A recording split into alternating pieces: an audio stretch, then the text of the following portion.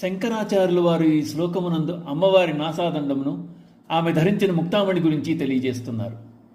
అసౌ నాసావంసత్తు హినగిరి వంశధ్వజపటి త్వదీయ నేదీయ ఫలతు ఫలం అస్మాకముచితం వహత్యంతర్ముక్తా శిశిరకర నిశ్వాసగళితం సమృద్ధ్యాయత్తాసాం బహిరపి సముక్తామణిధరః.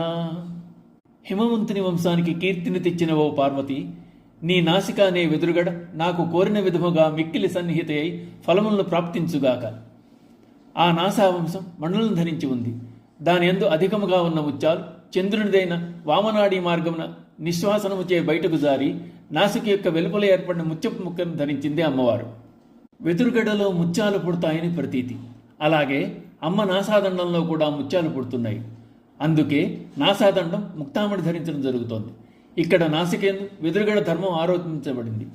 వెదురు నిలువుగా సగం చేస్తే ఎలా ఉంటుందో అలా ఉందిట ఆ నాసిక. అదే నాసావంశం. వంశము అనగా వెదురు. హిమగిరి వంశ కీర్తికి పతాకం వంటిది అమ్మవారు. అమ్మవారి వల్ల హిమగిరి కీర్తి పెరిగింది. హిమాచల వంశ పావనాయ నమో నమః. హిమగిరి వంశంలో ముత్యాల వంటి వారు పుట్టారు. వారిలో అమ్మవారు ఆణిముత్యం. మనస్సులో ఏవి ఉచితం అనుకుంటున్నామో వాటిని ఫలింపజేస్తుంది నాసిక. నాసికను ధ్యానం చేస్తే మనస్సులో తలపెట్టిన సంకల్పం జరుగుతుంది. ధర్మసమ్మతములైన సంకల్పములు ఏవి ఉన్నాయో వాటిని నెరవేర్చే శక్తి ఆ నాసికకు ఉంది. అటువంటి నాసిక అమ్మవారిది. అమ్మవారు నాసికేందు ముత్యం ధరించింది. ఆ విధంగానే అమ్మవారిని ధ్యానించవచ్చు. ఎడమ ముక్కునకు ముత్యపు ముక్కెర ధరించింది. ఆ ముత్యం ముక్కుకు వేలాడుతోంది. ఆ ముత్యం నక్షత్రాల కాంతిని మించి మెరిసిపోతోంది.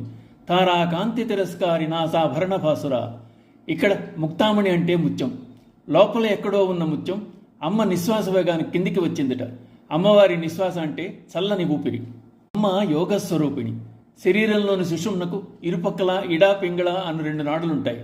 అమ్మవారి సహజమైన నిశ్వాసానికి ఎడలో చల్లని స్పర్శ నీటి బిందువుగా మారి ఆ బిందువు గడ్డగట్టి బయటకు వచ్చి ముత్యపాభరణంగా ప్రకాశిస్తోందని వ్యాఖ్య. ముత్యానికి చంద్రుడు అధిదేవత. మనస్సులోని సముచితమైన కోరిక అన్నప్పుడు మనస్సు, చంద్రుడు, ముత్యము ఒకదాంతో ఒకటి సంబంధం కలిగి ఉన్నాయి. అదే చంద్రమా మనసోజాత అంటున్నారు. ముక్త అనడంలో ముత్యములు, ముక్త పురుషులు అని 2 అర్థాలు చెప్పబడ్డాయి. జీవించి ఉండగానే మోక్ష స్థితిలో ఉన్నవారు ముక్తులు.